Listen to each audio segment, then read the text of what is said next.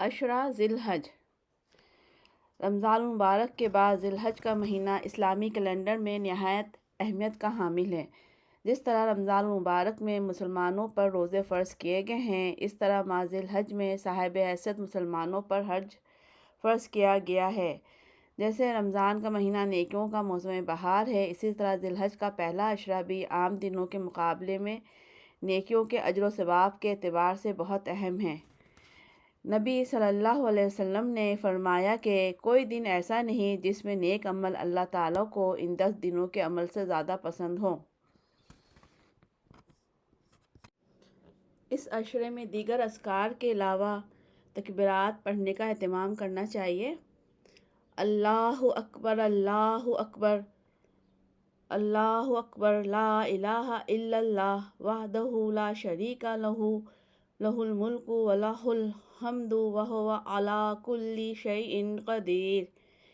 اللہ اکبر، اللہ اکبر، لا الہ الا اللہ واللہ اکبر، اللہ اکبر وللہ الحمد۔ اللہ اکبر کبیرا والحمد للہ کثیرا وسبحان اللہ بکرۃ واصیلا۔ 9 ذی الحج کا روزہ رکھنا۔ اس بارے میں اللہ کے نبی صلی اللہ علیہ وسلم نے فرمایا، یہ روزہ گزشتہ سال اور آئندہ سال کے گناہوں کا کفارہ ہے۔ اس عشرے کی آخری لیکن اہم ترین عبادت قربانی ہے، جو اللہ تعالیٰ کو پسند ہے، جس کو نبی صلی اللہ علیہ وسلم نے خوش دلی سے ادا کرنے کی تاکید کی ہے۔ قربانی فرض نہیں لیکن سنت واجبہ یعنی سنت موقدہ کا درجہ رکھتی ہے۔ اس کے ذریعے اللہ کی رضا اور قرب حاصل ہوتا ہے اور گناہوں کا کفارہ ہوتا ہے۔ اللہ تعالیٰ کا ارشاد ہے، سورۃ الکوثر، فَصَلِّ لِرَبِّکَ وَانْحَرْ، اپنے رب کے لیے نماز پڑھو اور قربانی کرو۔ قربانی کا حکم اللہ تعالیٰ نے حضرت آدم علیہ السلام سے لے کر نبی صلی اللہ علیہ وسلم تک تمام آسمانی شریعتوں میں رہا ہے۔ اللہ تعالیٰ فرماتے ہیں، سورۃ الحج آیت 67، ہر امت کے لیے قربانی کا طریقہ مقرر کیا ہے جس کی وہ پیروی کرتی ہے۔ نبی صلی اللہ علیہ وسلم مدینہ میں 10 سال رہے، ہر سال قربانی کرتے رہے۔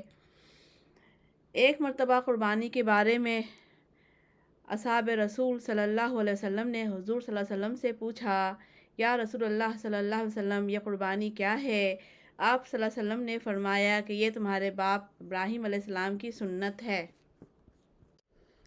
اس سنت کا تذکرہ اللہ تعالیٰ نے قرآن مجید میں بڑے خوبصورت انداز میں کیا ہے، ارشاد باری ہے، اور ابراہیم نے کہا، میں اپنے رب کی طرف جا رہا ہوں، وہ میری رہنمائی فرمائے گا۔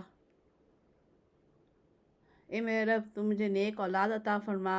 ہم نے اس کو بردبار لڑکے کی بشارت دی۔ جب وہ ابراہیم کے ساتھ چلنے پھرنے اور دوڑنے کے لائق ہو گیا تو ابراہیم علیہ السلام نے کہا کہ اے بیٹے، میں نے خواب میں دیکھا ہے، میں تم کو ذبح کر رہا ہوں، تم دیکھو کیا رائے ہے؟ بیٹے نے جواب دیا، ابا جان، آپ کو جو حکم دیا گیا ہے وہ کر ڈالیں، اللہ نے چاہا تو آپ مجھے صبر کرنے والوں میں پائیں گے۔ جب باپ بیٹا دونوں اس کام کے لیے متحد ہو گئے اور باپ نے بیٹے کو ذبح کرنے کے لیے پیشانی کے بل لٹایا تو ہم نے ابراہیم علیہ السلام کو پکارا، تم نے اپنا خواب سچ کر دکھایا، ہم نیکوکاروں کو اسی طرح بدلہ دیتے ہیں۔ یہ حضرت ابراہیم علیہ السلام اور حضرت اسماعیل علیہ السلام کی فرمانبرداری کا بے مثال نمونہ جو اللہ تعالیٰ نے بہت پسند کیا اور رہتی دنیا تک اللہ نے اس کو جاری کر دیا۔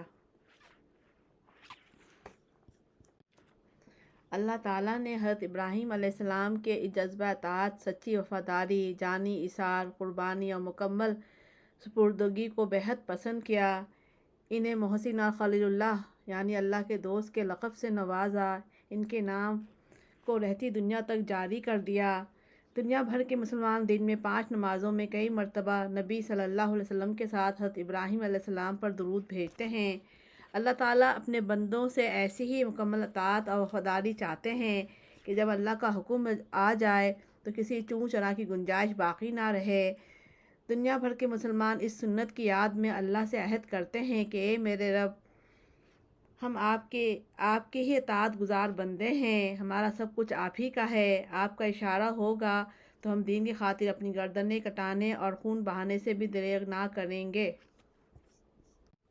حضرت ابراہیم علیہ السلام نے خواب کے بعد تمام عقلی دلیلوں کو ایک طرف رکھ دیا اور مکمل بندگی کے ساتھ اپنی عزیز ترین چیز کو بھی اللہ کے راستے میں پیش کر دیا۔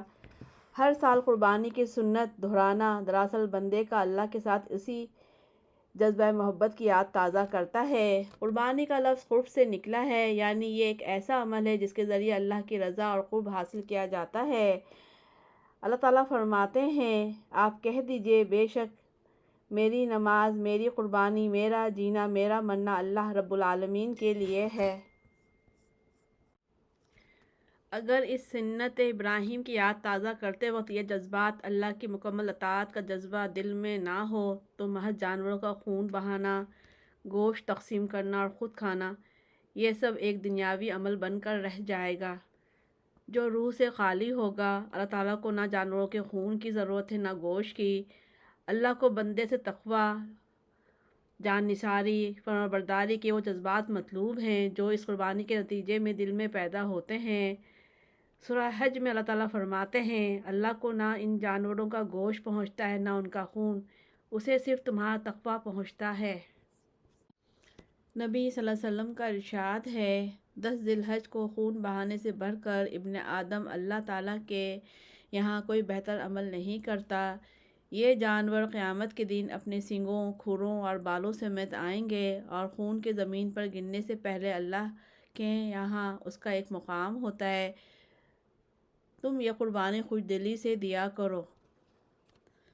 اصحاب رسول صلی اللہ علیہ وسلم نے آپ صلی اللہ علیہ وسلم سے پوچھا، اس قربانی سے ہمیں کیا ملے گا؟ آپ صلی اللہ علیہ وسلم نے فرمایا، ہر بال کے بدلے میں ایک نیکی۔ کہنے لگے، اور اون کے بدلے؟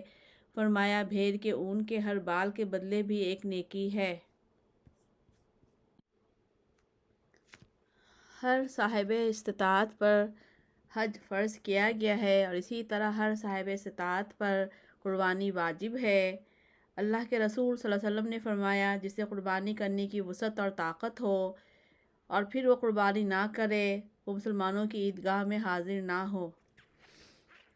نبی صلی اللہ علیہ وسلم نے فرمایا، جس نے ذی الحج کا چاند دیکھ لیا اور وہ قربانی کرنے کا ارادہ رکھتا ہو تو اسے بال اور ناخن نہیں تراشنا چاہیے۔ یہ حکم ان کے لیے بھی ہے جو قربانی نہ کر سکتے ہیں۔ بکرا، دمبا، بھیڑ وغیرہ میں صرف ایک ہی شخص کی قربانی ہو سکتی ہے، لیکن گائے، بھینس میں 7 افراد اور اونٹ میں 10 افراد شریک ہو سکتے ہیں۔ نبی صلی اللہ علیہ وسلم نے امت کو تاکید کی ہے کہ قربانی کے سلسلے میں خوش دلی کے ساتھ پیسہ خرچ کیا جائے۔ یہ پیسہ جو قربانی کے لیے خرچ کیا جاتا ہے وہ اللہ کے نزدیک سب سے پسندیدہ ہے۔ جانوروں کا انتخاب کرتے وقت صحت مند اور پلے ہوئے جانوروں کو منتخب کرنا چاہیے۔ بیمار، لنگڑے، اندھے، کمزور، کم عمر جانوروں کی قربانی ناقص ہوگی۔ آپ صلی اللہ علیہ وسلم کا ارشاد ہے، برے اور فروا جانوروں کی قربانی کرو، وہ پلسرات پر تمہاری سواریاں ہوں گی۔ قربانی کے لیے نیت کے ساتھ جانور کو ذبح کرنا ضروری ہے۔ بغیر نیت ذبح کرنے سے سنت ادا نہیں ہوتی، حتیٰ کہ اگر نماز عید سے پہلے جانور ذبح کر لیا جائے تو اس کو لوٹانے کا حکم ہے۔ اس لیے قربانی کی رقم کسی دوسرے مصرف میں دینے سے قربانی نہیں ہوگی، خواہ وہ رقم کسی نیک کام میں یا صدقہ خیرات کے کاموں میں دیا جائے۔ اگر کوئی ادارہ اجتماعی قربانیوں کا اہتمام کر رہا ہے تو اسے قربانی کے پیسے دے کر قربانی کروانا درست ہے۔ اسی طرح اپنے کسی رشتہ دار یا دوست کے ذریعے قربانی کرانا بھی صحیح ہے۔ قربانی اپنے کسی رشتہ دار کی طرف سے، مثلا شوہر اپنی بیوی کی طرف سے یا دیگر افراد خانہ کی طرف سے ادا کر سکتا ہے۔ نبی صلی اللہ علیہ وسلم نے امت مسلمہ کی طرف سے ایک بھیڑ کو قربان کیا۔ قربانی کا گوشت خود کھانا اور ضرورت مندوں کو دینا قرآن پاک سے ثابت ہے۔ سورہ حج میں اللہ تعالیٰ ارشاد فرماتے ہیں، بس اس سے خود بھی کھاؤ اور انہیں بھی کھلاؤ جو قناعت کیے بیٹھے ہیں، اور انہیں بھی جو اپنی حاجت پیش کریں۔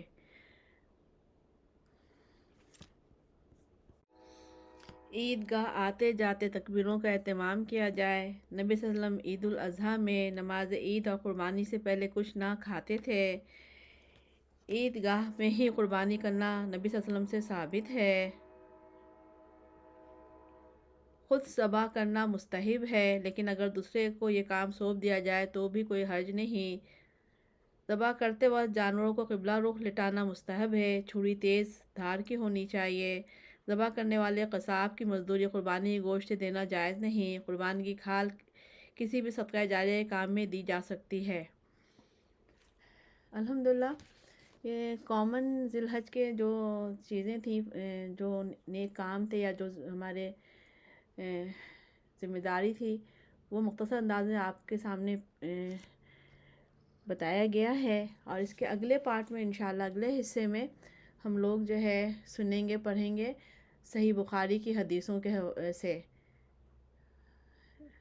تو انشاءاللہ اللہ تعالیٰ ہمیں ہدایت سے تزانی دے، ہمارے وقت میں برکت دے اور نیک کاموں کی توفیق دے، اور صحیح علم، صحیح حکمت، صحیح سمجھ قرآن و حدیث کی دے، اور اس پہ عمل کرنے والا، اس کو صحیح سے پہنچانے والا بنا، اور صدقہ جاریہ کا حصہ بن جائے ہم لوگ۔ اور یہ جو ہے اللہ ہمیں ہدایت سے آسانی دے، آسانی بانٹنے والا بنا۔ اپنا دوسروں کا خیال رکھیں، دعاؤں میں یاد رکھیں۔ فی امان اللہ۔ السلام علیکم۔